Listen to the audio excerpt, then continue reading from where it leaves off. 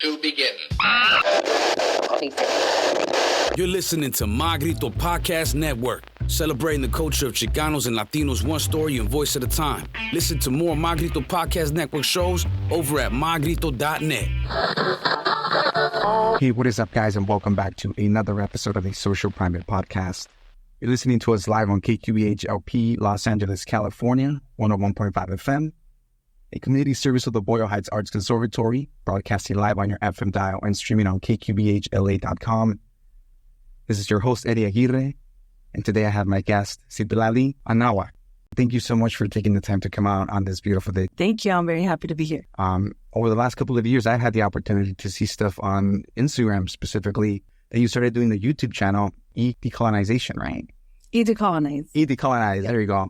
And I honestly, I thought it's fascinating because during the time of the pandemic, I was going through like this moment in time where we had no idea what was going on. So all we wanted to do was just kind of, at least for me, educate myself, learn and just take the time to consume things that before I didn't have the time to do. And this kind of led me down that path where I wanted to know more about myself. And since then, I kind of been on this journey of self-identity for myself. And people I've had on the podcast, at least over the course of the year, have kind of helped chip away at what I thought was myself.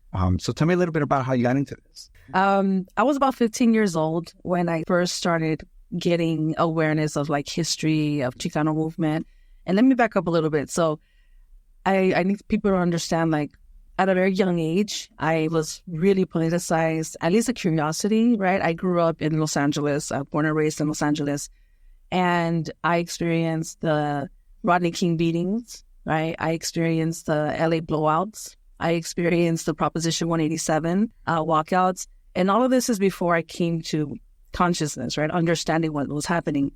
So at around 14, 15, I started getting really into like animal rights activism. I got into feminism, right? Punk rock movement. Like I was just really curious about the world. And so at age 15, at my high school, Huntington Park High School, they had a club called the Chicano, Mexicano, Mexica Empowerment Committee. Mm-hmm.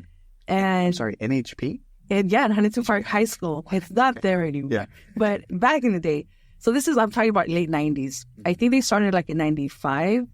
I came across them in 97. So I was a 10th grader. And I was doing a song. I was performing with my punk band at San Matthias Church in Huntington Park. Oh, crazy. And the song lyric said, "Somos iguales aunque seamos ilegales." We are the same even though we're illegal, right? I didn't know. Like, to me, I was speaking to the times, right? Like, I was trying to speak out for my community. And that's when someone, after the show, they came up to me. They're like, "Hey, that's a really cool song, but you might want to reconsider calling ourselves illegal." Mm-hmm. And I was like, what? Like, I'm 15. I just came down from the stage and I'm like trying to understand what they're talking about. So they handed me a flyer and it said, "Mexican, not Hispanic, not Latino. Learn your true history. We are not white." And I was like, what? And at this time, I'm already, somewhat politically active. But I remember it bothered me because I was like, what are you talking about? Like, I was very critical about it. Mm-hmm. Came home that night, I read the flyer. It talked about the origins of the term Latino, Hispanic, the civilizations of Mesoamerica that a lot of us come from and are from, right? And it impacted me tremendously. I started writing in my journal. Right away, I was like, what are they talking about? I was very skeptical because I figured, how is this so big? It's such a big message, but my mom doesn't know about it. My grandparents don't know about it. And I became obsessed with knowledge. I became obsessed with reading anything that had to do on Mexican history, indigenous cultures, and the books that they recommended were harsh. They were American Holocaust, was about indigenous genocide, philosophies of Mexico. And I'm 15 years old trying to figure this out, right? And it was beautiful because I was like, wait a second, like, we have been completely lied to. We have been kept from this information. And I got involved with that club. And ever since, I just feel wherever I can, right, speak out, share this history. But that also became political when we're talking about immigrant rights movements and really reframing the narrative, right? Who is illegal? This idea of like, who's considered undesired in this country, and not even understanding who we are. Like, you ask people in the Mexican, Central American, South American community, we have so much confusion when it comes to identity, race, all these things. And so when I came across this, I became obsessed. And I said, I need to know this. I need to share this. And it's been 27 years this year that's happened, and I can't stop, right? I was part of an organization for 20 years that I learned a lot of like the theory, the talking points. And it's about reshifting and reevaluating who we are and not looking at ourselves through the colonial perspective, the very mestizo-minded perspective that has been really institutionalized in Mexico and in the U.S., but really trying to center indigenous perspectives. And when you do that and you start questioning your history, your family tree, your parents, right? And you start asking these questions, you start to really get to see a different approach to identity. And I've been on the journey ever since. It's awesome. I want to touch on the whole idea of that there's confusion just within our communities. Something that even myself as a modern day Mexican American, I'm still put in these positions where sometimes they're like, hey, are you Latino? Are you Hispanic?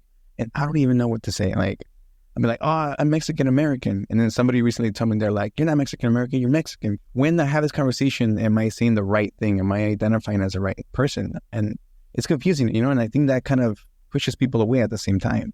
So in your experience, like, how can we move through those labels? And is there a future where we can all kind of come down under, or should we be under the same umbrella in term, just to kind of identify with each other? I think that's a great question, because I myself am on this journey. I don't have it all figured out. I'm still unlearning and learning my identity. But I'll answer this question like this. The term Hispanic or Latino, when it was originally, so first and foremost, Hispanic and Latino come from European culture and language. These are ancient Romans, right? The ancient Roman civilization. So culturally, that's where it originates from, those two identities. However, how did they become part of U.S. media? That's a whole other process that I think if people are informed about it, will understand the political purpose and intention behind it, and to kind of see where people were at in the 60s. And I want to share with you that before the 60s and 70s, Mexicans, Puerto Ricans, and Cubans, they were the most politically active community in the United States. And so they were really involved with, budgets and getting proper funding, right, for community development.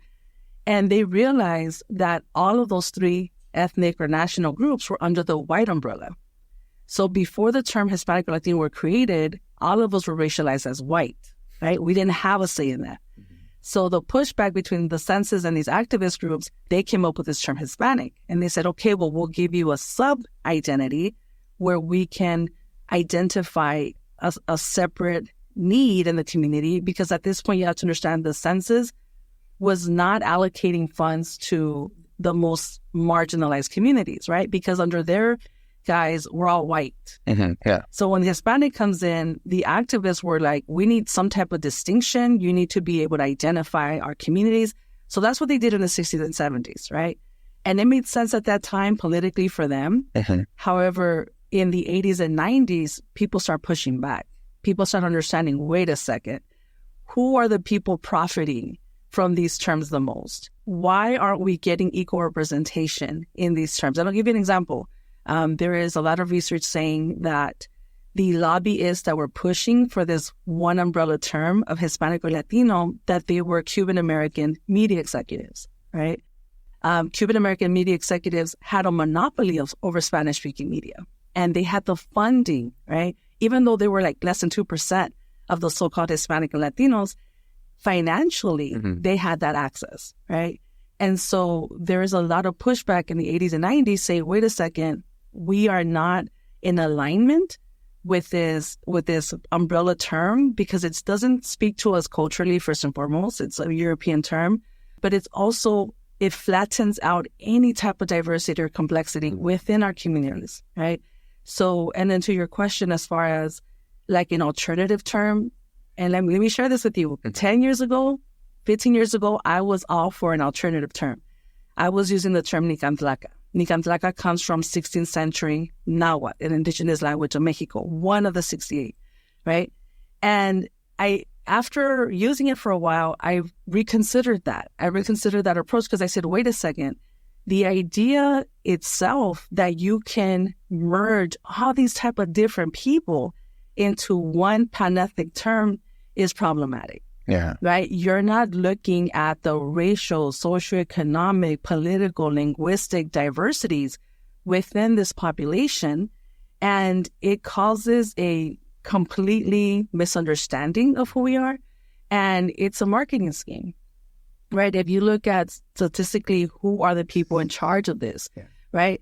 They're not brown and black so-called Latinos. These are white, European, Spanish-speaking so-called Latinos that are really exploiting this idea, right? And if you look at media, if you look at Spanish-speaking media, right? Novelas, soap operas, the racial idea is the whiter you are, the most progressive you are, the wealthier you are, the more beautiful you are, right? And that idea is mirrored in the U.S., right? And so we have kind of like a double-edged sword here, because in Mexico, these ideas of white supremacy are really institutionalized, are really embedded into the racial conversation. And in the U.S., my goodness, we're like the minority, but we're giving these terms. And so me, for the last 27 years, I've been really pushing back against that and saying we shouldn't have to, release or sacrifice any part of who we are to fit a marketing scheme. That doesn't serve us, right? We need disaggregated data. If you're going to study our communities, study us based on different factors, not just this huge marketing label that robs us of our different identities, right? And our complexities. And that's one of the biggest pushback that I've been for now. And now we even have the emergence of Latinx, right? And I do want to address Latinx. I don't see nothing wrong with the X, right? The X means gender neutral. And that I think we should always support LGBTQ plus two-spirit communities. Absolutely.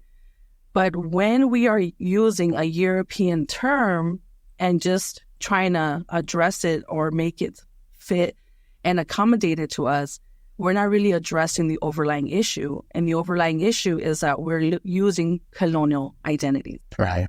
And if you look at indigenous societies, a lot of indigenous languages were gender neutral. So if we're trying to address these issues, I invite our community to look beyond European options, to try to decentralize European culture and language as the ultimate source of solutions, and really start to look beyond that. Look at indigenous cultures, look at languages, look at different concepts. And by doing that, we are doing a lot of things, right? We are reclaiming those of us who have been removed from these communities. We're reclaiming that, but we're also pushing back against erasure. We're pushing back against invisibility, and we're creating a sense of power and pride that has been really damaged and uprooted because of these systems of white supremacy. I love how you ended that, because I mentioned before on the show, like there was at some point in my youth where I didn't fully embrace the whole idea of my parents being from Mexico and like I'm Mexican and I'm brown, there was this one specific time where I was working, I don't know why, at 14, I was working at some warehouse, and the guy's like, hey, I need you to come with me to go visit some other facility. And I went when there was a white guy, and in the car he just starts asking me like, tell me, how did you stay out of gangs? Like, how did you manage to do this? I don't know if he was saying it because I was just the brown kid, but he saw that the community where I was coming from wasn't necessarily the best. So maybe he was just legitimately curious, But I was like, wait, what? Like, and I was 14. I didn't know how to really comprehend that.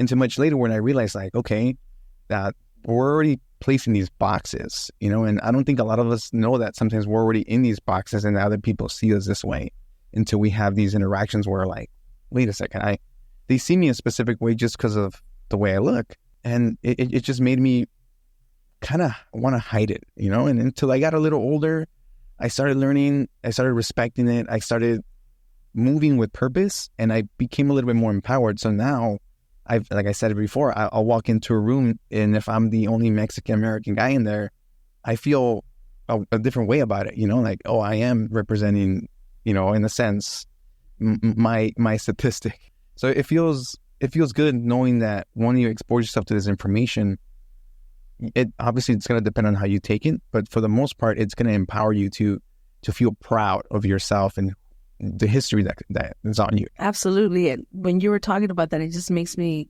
think of how unaware we are of systemic racism and how it's impacted us in our community specifically. And I wanted to share with you, like, one of the biggest things I think in the last 5 years, even though I've been doing this work for a long time, I didn't know that the federal government had created a policy after the Great Depression, right, from 1930 to 1968. I didn't know that this housing program that they had, that 98% of these loans, FHA loans, went to white families only, right? And I'll tell you why this spoke out to me. It really impacted me because I always grew up wondering, why don't we own homes, right? Like, why are we always renting? And then if you don't know this history, you're going to think it's just not in our culture. I heard this, right? I just, we're not good with money. We don't know how to save. We don't think long term, right? And so as a professor and researcher, I'm coming across this information and I'm like, wow, like, the number one way that this country generates wealth is through housing, is through real estate, right? And then to think of how many generations of us have been robbed from just the basic principle of owning a home, right? And when I started understanding that, and I started looking at my own family patterns, and I started looking at what years did my family start owning homes, which is not that long. And then I looked at these policies, these racist laws, and I was like, wow, everything matches, right? And we're talking about tangible income, tangible wealth that has been kept from our community, the Black community. And then you look at, and that's just looking at one way, but then you also look at identity, right? You look at the fact that, and one thing I want to talk about pandemic, as a historian, I was so excited to see that all of these archives, like family records, became digitized. So for the first time, I think ever, you had access to actual family records. One of the things that fascinated me, because I've been telling my family, we're not white, we're indigenous, we're brown, we're not white, right? And they're like, okay, yeah, right? And then during that pandemic, I came across the records, the actual records from my family, census records from Mexico. And they say raza indígena, right? And even that, Mexican government has worked to decrease indigenous populations, so they started manipulating that data. But regardless, I wanted to bring that up because even that, for my family, they were like, not shocked, but it was different for them because we've been taught, right, to be ashamed. We've been taught that we have nothing to do with being Indian, right? Those of us that are displaced, and the colorism and the racism. And so when I showed them these records, they were like, wow, and I told them, that's what I've been saying, I've been saying this all these years. And then now to see the records and to have access to it, I think has really shifted something in my family. But I also had to consider even doing that as a privilege, right? So exactly. I have all these things, like, I'm the first in my family to be able to do this, but also I'm the first in my family to have this much privilege, right? Like, and so I have to be very mindful of that. It's like, it's about not shaming our ancestors or shaming, but it's like, hey, look, we have an opportunity to really get to know who we are. We have an opportunity to really value our ancestors, because we have to think of all of those ancestors before us who were shamed out of being, Mexican, Central American, shamed out of speaking their native language. They went through a lot of psychological trauma. They went through hardships. They went through financial traumas. And so in our generation, those of us that can, I think we're doing a lot of the healing work. And that's what we need to incorporate. It's like, how am I breaking this cycle of self-hate and racism and colorism and try to, heal for my ancestors that couldn't, right? That had to carry this stigma and this shame for so long. So it feels very beautiful. It feels very heavy. But at the same time, it's beautiful that we have all these opportunities to see this. Yeah, no, and I totally get you. There was a point where you mentioned about the whole housing, like a lot of the time we don't have the opportunity to really reflect on why we're in these situations, And just to throw this as a little story, my mom, she loves to tell my dad, like, no tenemos casa porque no hicimos esto, no hicimos lo otro. And she's constantly on him, blaming him for why they're in this situation. but that's still something that happens. Like they didn't have the opportunity to understand why these systems are there. And now I'm able to understand that, like, okay, well, these systems were set to kind of prevent us from being here, you know? And now I can understand that, and I can be like, look, Mom, it's not his fault necessarily. I mean, maybe he made some bad financial decisions, but not everything was on him, you know? And again, it allows the process of healing to start. Like you said, it's a complete privilege for us even to have this conversation. And the fact that a lot of the resources that you've come across over the almost 25 to almost 30 years that you've been doing this work, like you were finally able to provide these resources to everybody via YouTube. And this is something that I, for a long time, felt lonely about. Like I felt alone, like I was the only one going through this self-hate, like this confusion. And now I'm understanding that there's also a lot of people we don't talk about it. So when someone like yourself can provide resources where we can just type in what we want on a search bar and you come up, you're providing life-changing information for generations to come. Thank you. My first YouTube channel was 2008. Oh, you're an OG. Long time. I'm an OG. So when my sisters got me on TikTok, I was like, what am I doing on here? But you know, I think my biggest motivation is that, like, how many of us don't know this, right? How many of us, and as a professor, as a writer, I'm trying to present this to everybody, right? That's why I do YouTube videos. During the pandemic, I created a course, an entire course every Friday. You could watch, right? And I would respond to students. And so I think it's so important to understand that we are missing this information, and it's a beautiful opportunity if we use it the right way, to really outreach to people that don't have the privilege of, you know, reading these books, or which is why I love podcasts, because a lot of, especially we're not used to doing the study, like sometimes just hearing something, right, is going to inspire you to look further, or even that, like, and then I'm always thinking about, like, all of people in my community, when they finally understand something that's beyond racist stereotypes, right? When we're talking about systemic racism, systemic injustice, then you're also more aware of how to combat it now. We're not just talking about the past, like housing markets and discrimination today, and there's so much. So it's like, if you know what was done in the past, you're way more keen to point out when it's happening. Y te pones más trucha, right? Because if you don't know, we, for example, the medical industry, okay?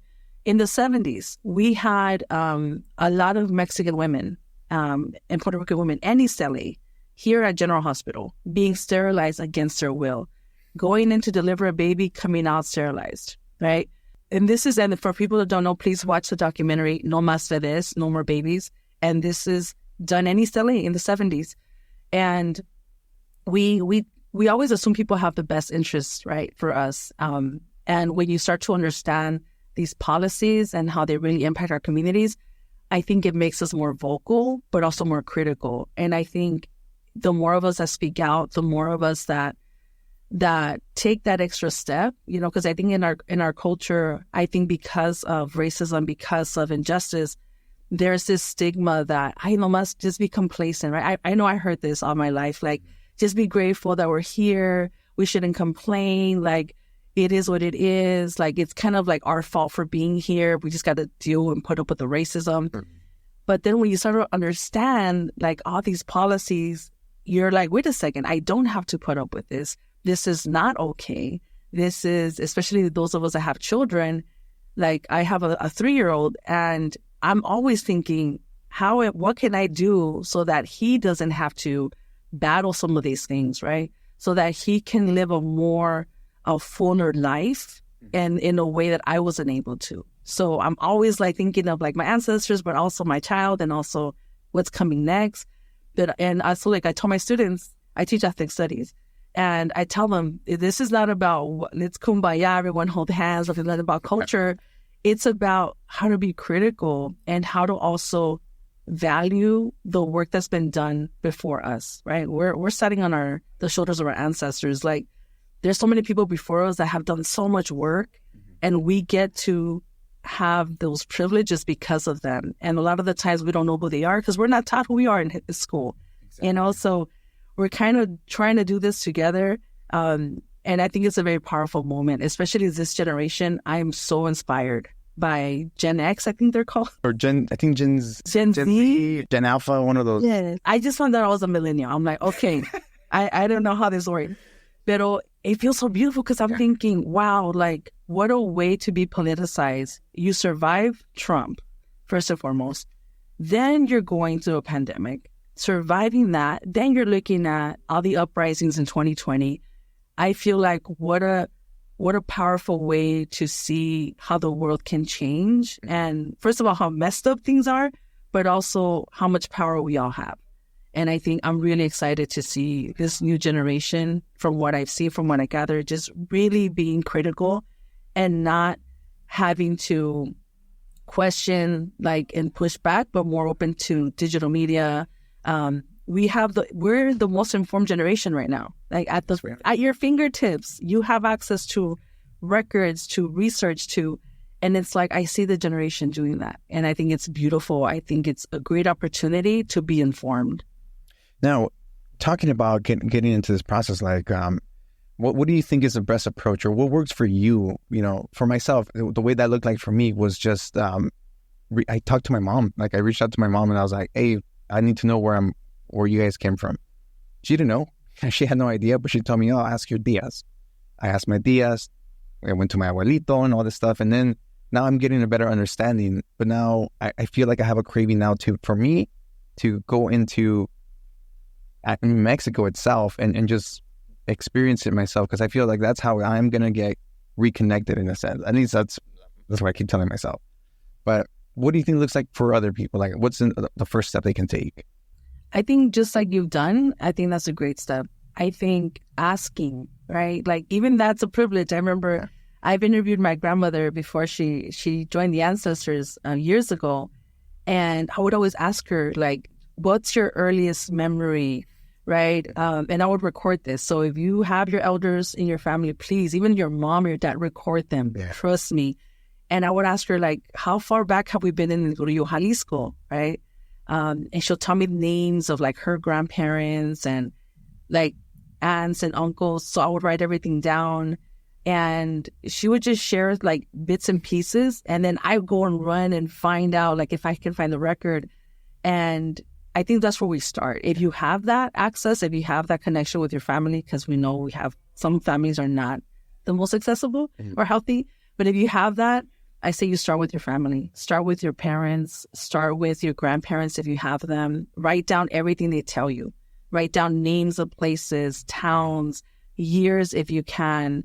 And then you do that research, right? And I think I also want people to recognize also we are, those of us who are not, who didn't grow up in our original communities, right? And for myself, I found out recently, I want to say 6-7 years ago, that my great-great-great-grandfather was the last to speak a variant of Nahuatl in Jalisco.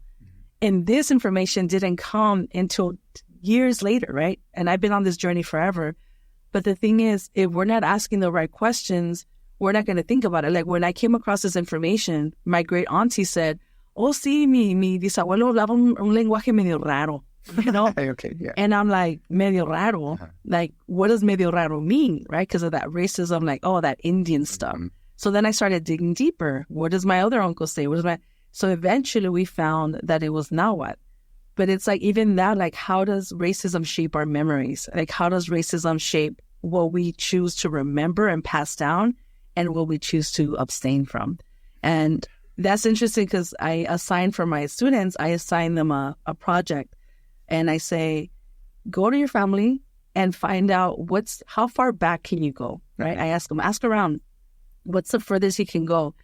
And after they do the project and they come back, there's this pattern that they notice, right? That the way that they refer to their abuelos or their abuelas was like, oh, what did he look like, right? What does she look like? And so there's that attitude, oh, pues estaba prieto, oh, estaba... You know, and the way they talk about the lighter skin family members, it's like, oh, sí, tu abuelita era bien güera, right? And so in this conversation, they're realizing, wow, like the way we value our past is how we value ourselves and these patterns of colorism in our community. And it's beautiful because they find this out. I assigned the assignment, but they're the ones that are putting together this conversation. And that's powerful, right? But like, to answer your question, start at home, right? Start at home. And I also want people to know too that in this need, and again, like being careful with our identities, I think we have to be open to not always finding out, right? And the fact that we are at a place where our origins, our lineages have been so distorted, I think that there's a danger to that, because then you're like, you really want to find some stuff out, but at the same time, we have to realize what are the traditions that we don't see as indigenous that we are still practicing and that have been passed down, right? I'll give you an example, foods, right? The way we harvest food, the way we eat, the way we make tamales, there's so many traditions that we don't acknowledge or see them as ancestral, that they just say, oh, that's just the way we do it. But why? Like, do you know that corn is 8,000 years old? Do you know that when you make corn, when you practice this, that's like an ancient tradition that we've carried? Or los remedios, right? How many of us could call our grandma or grandpa and be like, oh, my throat's hurting or my back's hurting, and they will whip up like a remedio. And you're just like, what? And this is all ancestral knowledge. So it's like, I think it's important for us to be open about, how am I reclaiming myself, or am I acknowledging something that's always been there and that has been shunned and has been kept away? And I'll share an example. My great-grandparents from Compton, right? They came and settled in Compton. Shout out Compton. They settled there, and they were both body workers. Eran curanderos or hueseros, what we call. And I remember growing up, and they had a gang of people coming over the house, right? And I would hear and like the golpes and the slaps and the yells and the smell of the herbs that they would use when they were doing the massages and all that. And I'm telling you, no one ever talked about that. I grew up with that years upon years. And it wasn't until I was like in my late 20s, early 30s, where I started asking my mom, wait a second, like, what did my great-grandpa do? And what did my great-grandma do? She's like, oh, sí, eran curanderos. And I'm like, why weren't we talking about this, right? That was just what they did, but you didn't talk about it. And I go, Mom, do you remember anything, like any techniques or any like remedies or stuff? And she'll kind of remember some stuff. And then she's like, wait a second. She's like, también tenían una milpa. And I was like, and then her saying la milpa, I right away remembered that in front of their house, they had a corn harvest. They had corn, they have pumpkins, but I'm like, oh my goodness, like I didn't have that memory until she brought it up.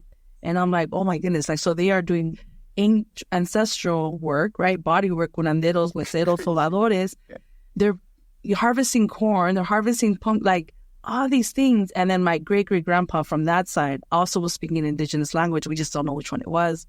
But all these things that I'm like, it's there. We just don't value it. We just don't have like that idea of like, this is beautiful. This is something we should preserve. I've been kind of hitting an obstacle with that. I have a 12-year-old son. We went somewhere for Dia de los Muertos over the weekend, just so you can see the festivities and the ofrendas and stuff. And he was like, I don't want to be here, which, I get it. He's 12 years old. I want to implant it in his head that he, at this age, he should already learn how to value these just experiences that are not necessarily something that when you're born in the U.S., you grow up into all the time. So his disconnection kind of bums me out every now and then, but I know it's a process. It's something that I didn't get interested into my late 20s. But I also didn't have anybody around me who was like trying to show me the value of this, right? My parents were just living in it.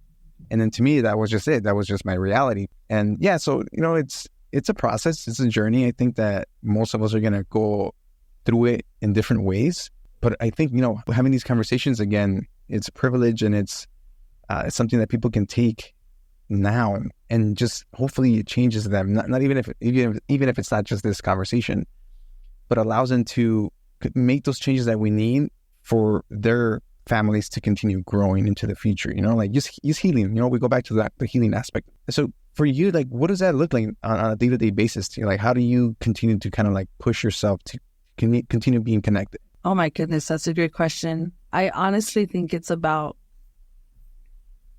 being grateful. Mm-hmm. I know it sounds a little cliche, but I really think it's about being intentional, being grateful, trying to honor the parts of ourselves that we're told not to honor. It's when I speak to my child, right? Like, I'm learning some of the Nahuatl Huasteca from a relative of mine, a friend of mine, I should say. And it's little things. It's what we eat. It's how we treat each other. It's the media we consume. Like for my kid, I have like all these books, right? Mm-hmm. And they're like about culture, about their Spanish, they're in English. I think it's just trying to surround myself with the most positive kind of representation and experiences, but it's also about challenging, right? I think sometimes we're going to find ourselves in situations where we're going to have to be vocal, right? We're going to have to, I live in Orange County, by the way. So I worked in public schools for a long time, and I realized that there's a lot of power to little things that we don't think are powerful. For example, speaking Spanish, right? Mm-hmm. I understand Spanish is a colonial language. English is too. But the way it's been racialized, it's been seen as a backward language, there's this whole campaign in the U.S. But in Orange County in particular, I've noticed when I was hired at an elementary school for Fullerton, first day on the job, right? I was an office manager. I was walking around, and this little girl, I was speaking Spanish because I speak Spanish every moment I get. Mm-hmm. I use it very purposely. And I was just speaking Spanish, and then they were introducing me, and she looks at me, she's like, ¿Hablas español? And I was like, sí. And she comes and she gives me this big old hug, right? And I'm like, wait, what's happening, right? And then I realized the majority of the adults in her school are white. Yeah. Speaking Spanish is not really a thing, right, at this particular school. So just the mere fact that I'm a brown woman walking around campus speaking Spanish, right? She was just like, wow, yeah. Right?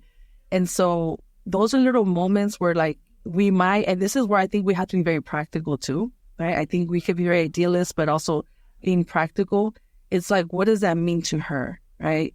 For example, at my school, I would listen to a lot of Selena. I would listen to like Bookies, right? Mm-hmm. And Spanish language music in Orange County, in one of the most conservative areas of Orange County, that itself was disrupting a lot of that racism because parents would come in and be shocked, right, that we were listening to Spanish language music. But then thinking about my students and their parents when they come in, it's a sense of like understanding. It's a sense of belonging. It's a sense of I deserve to be here. I belong here. Yeah. So there's a lot of ways that I feel that we can really take up space in a way that's positive and constructive, and a way that says, and this is what I tell people, is we have to be unapologetic, and being apologetic looks different to everybody, right? It looks like you own who you are, you love who you are, and you walk in that, right? And it takes a long time. Like I went through the same thing with self-hate. I wanted green eyes, right? I did all this stuff to my hair, like when I was like a teen. And it's like to really sit and really love yourself, that it takes so much work.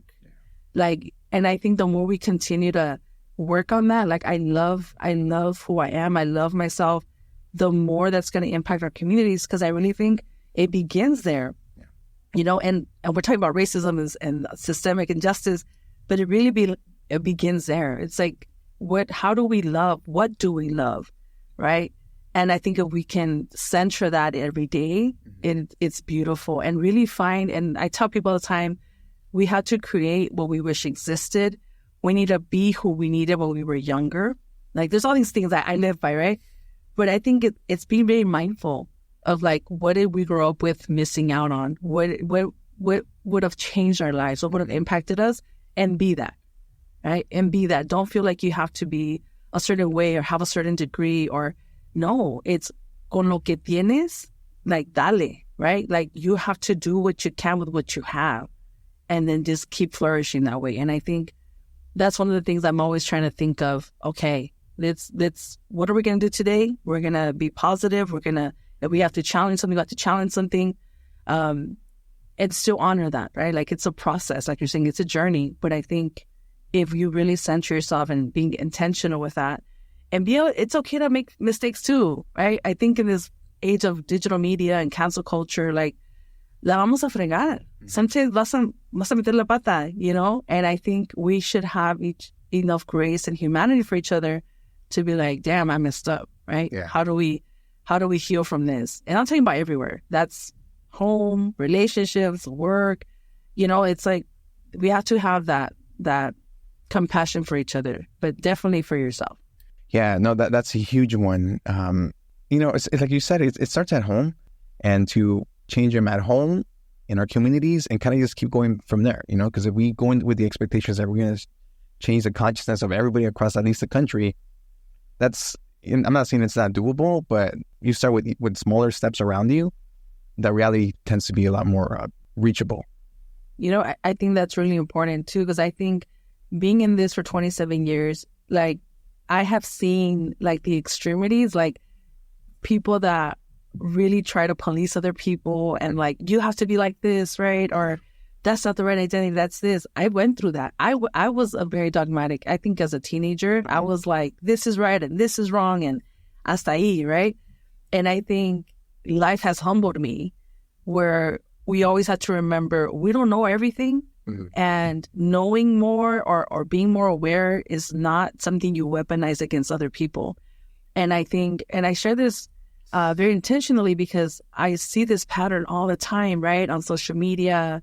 I'm even with folks, like I'm an activist from the 90s. Back in the 90s, if you want to talk smack to me, you had to show up, right? Go to the event, you know, and now it's so easy to tear people down. It's so easy to criticize. It's so easy. So I challenge people and I say, I invite you, if we think we know, right? If we think we have all the tools, then what are we doing with that, right? Being creative, creating something that didn't exist before you made it, that takes vulnerability.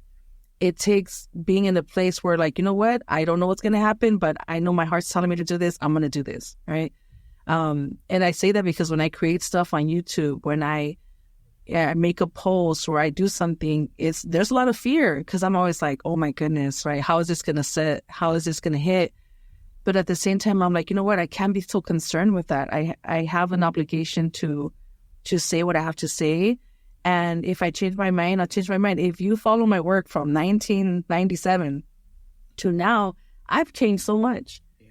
I'm like, you know, there's some poems, there's some videos out there that are cringe, you know, that I'm like, oh, but I keep them up because I want people to see growth. Like if we're not changing, we're not growing. If I'm who I was when I was 15, so it's happening, you know? Mm-hmm. And I think we have to be open to that, constantly evaluating ourselves, constantly checking in, right? And constantly being open to the possibility that you might be wrong. Mm-hmm. You know, I've been wrong on many things. And I think I've opened up about that because I think I want to model that for other people. Like, you know what? I said this in this video and I was wrong. Now I know this person. And guess what? I'm going to invite this person on YouTube and we're going to have this conversation. And that's what I do. Things that I've been learning for the last 27 years, I'm getting it wrong. I met new people that are giving me new information. I will invite them, right, on my YouTube channel to share with us like this new perspective, right? And I think that's the beauty of having community and not feeling so dogmatic. I tell people, don't get attached to knowledge, right? Just because you know something for so long doesn't mean it's right. Yeah, exactly. You know, be open, have enough humility to be like, I don't know everything, but this is what I know. And if you're corrected or something comes up, be like, okay, awesome. And now I know something else, right? And I think that attitude is going to help through so much. And it's helped me, right? I've gone through some stuff in life, politically and all these things. And I'm just like, just keep that open mind. And it's like, yeah, like if you face your own insecurities and your own weaknesses, no one can use that against you because you're self-aware. Yeah. Right? Being self-aware, it's like, oh, yeah, I fucked up. All right. Like I'm dealing with it. I'm going to do my what I can do and I'm going to continue. Yeah. Right. I think there's a lot there with activism that we have to be open and treat others in a way that's going to humanize us and not take us a step back. Yeah, because of course, you know, if you're trying to remove people from making mistakes, you're removing an aspect of humanity itself, you know, and like that's, you can see it that way. one thing that I kind of invite people to do as well is just kind of like you mentioned, just challenge what the idea of truth is. For me, my experience over the last at least 7 years is the concept of truth has changed for me. Truth can be real to anybody depending on what you're doing. And that to me was a big mind because you start realizing like, holy like just because people say this has been the truth for so long, it doesn't mean that's the right perspective of it. History has shown us that. So you're never going to get the full picture if you're just sticking to one thing. And just like yourself with your platforms and the work that you've done, myself through the podcast, I'll listen to conversations from before and I know my perspectives change from that, and again, it proves that I'm growing, that I'm evolving, and that I'm open to changing my perspectives. And I wouldn't have been open to that if I had not placed myself in the position where I'm being exposed to different perspectives and narratives. And I think that's one aspect that social media removes from us as well, is that it's social media, but we're not necessarily being social with each other in face-to-face. And because we don't have that, we don't allow ourselves to be challenged and just be put into these situations where we're up against our truths and their truths, and then if we're not doing that, there's no growth. And that's, I think, where we're at right now with this whole social media stuff. We haven't evolved past what it was meant for, in a way. And you know what? I have to share something about social media. So a few years ago in 2020, I deleted my Instagram account and I almost deleted my YouTube and my Facebook. But thanks to my partner, he's like, are you sure you want to delete that? And I'm like, I'll share why. I started learning about data engineers. I started learning about the marketing element of social media, the algorithms, the fact that everything you do on social media is tracked, is used for a consumer report, is used to generate product and consumer patterns. And that bothered me. I felt like, man, I'm here using this. I have my heart and soul into this. And to know that there's this really ugly side of social media where we use it for free. They don't charge us for it, but that comes at the heavy price of how is it being used against us. To your point, social media, the algorithms, if you have a positive mindset, right, then it's going to give you some of that feed. But if you have a very different way that's not as constructive or humanistic way of looking at society, it's going to just throw you everything that validates that. Yeah. And so that's my biggest concern with social media is, as much as I love it, I also feel that it's engineered and we're losing a lot of, like we were talking about, like that human element, because we are being marketed, and our patterns are being tracked and marketed back to us. And so there's this one person who, I think his name is David Lanier, something like that. He encourages people to stop all social media. But in his mind, he's saying they should be paying us to use their social media applications. He's like, the consumer should be compensated for all the data that is being extracted from consumers, So I have a lot of, I have thoughts on that, but I am always trying to be very optimistic and say, you know what, well, I'm doing it this way, and I'm hoping, I've met great people. Beautiful messages from especially the youth. Like I feel like a part of me is still that 15-year-old girl, right? I go and speak to youth. I speak at high schools. I speak at different places. And just for them to know that there's another way, right, to understand the world. There's a way that is much more loving and inclusive to you than we've been taught. So those are the reasons why I'm on social media. But I'm always thinking about that element. Like, how do we work beyond becoming just, interactions online? And there's a role for that. But this part I love, like in person, which is why I decided to come in person, because I feel that the human element is really important. I think there should be a place for that, and we should do it more often, but also be very mindful of all the invisible networks that go into social media. Yeah, for us, because you're basically building your own box around you through these algorithms, and like I said, if you're not exposed to these conversations, to these points of views, you're not going to grow from that, and I think that's the worst thing you can do to your humanity is just not being able to fully experience everything that we have the privilege to experience here. Outside of race, outside of the color of your skin, like, it's just our experience as these meat bags, like we can't rob ourselves of that. And at the same time, the social aspect, the aspect of being empathetic for people, like, all that stuff, that's what makes us. And it's scary when we're wrong, it definitely is. I be posting stuff sometimes and I'm like, oh my God, people are going to like this. Like, did I do this wrong? Like, just let the conversation flow. And then all I'm doing is just giving information to people. They can take the information. If they're going to critically think, then they'll make their own conversations about it.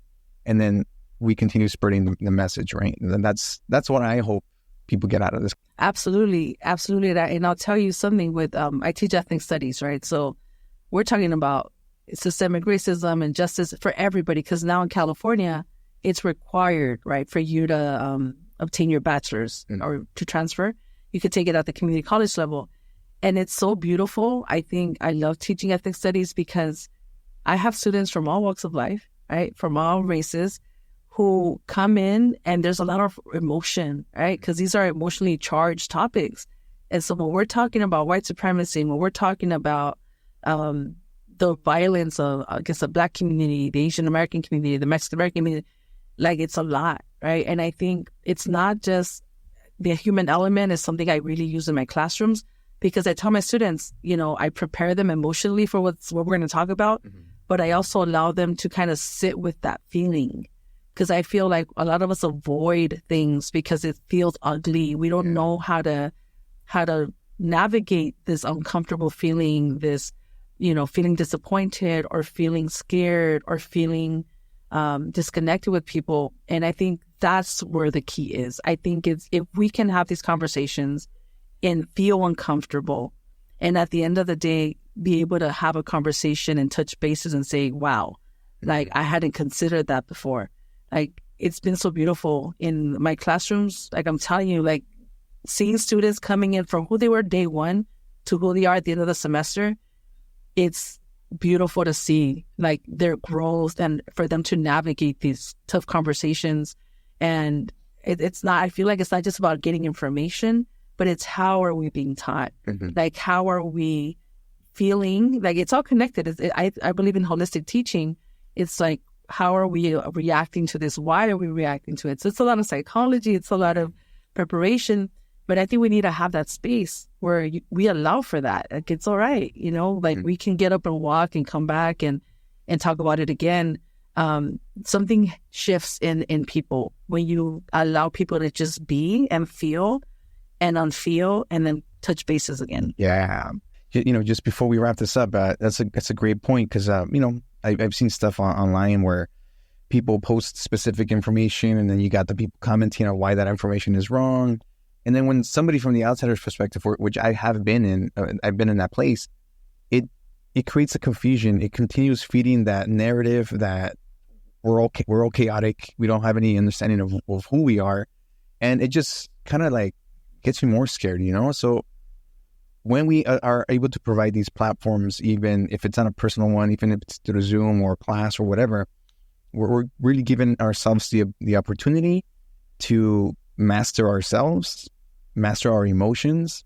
If we are able to understand that we can take control of that and then use that energy in another way, it creates like profound change in what we're doing as ourselves, So, Citlalli, thank you so much for having this powerful conversation. I appreciate it. Thank you, Eddie, for inviting me. Thank you for having this space. And I really appreciate that it wasn't scripted. Yeah. So I want people to know that. Like, I think the art of conversation is being lost. There's other times where I've had conversations with people where everything is so scripted that I'm being told what to say. And, I don't appreciate that. So just know that I really value the approach that you're taking to conversation, because I think that in itself, we're preserving a human element that has been challenged and hijacked. Hey, hijacked. Thank you. For reals. Well, again, thank you so much. For people, if they want to find out information about yourself, your social media, your YouTube channels, where can people go for that? So I keep it real simple. It's called Mexican Excellence, and you'll find me on YouTube, on TikTok, Instagram, and I have a website under my name, Citlalli Anahuac. But just Google me, it comes up. I also want to let people know There's hundreds of videos on YouTube, on TikTok, not so many, but there's information there. And I also have 2 books that I wrote that people are interested. You can email me, and they're on Amazon. Try to wait from Amazon, but they're on Amazon. And yeah, I just want to tell people to just, value who you are, and hopefully keep listening to more of these podcasts. And being self-aware is beautiful.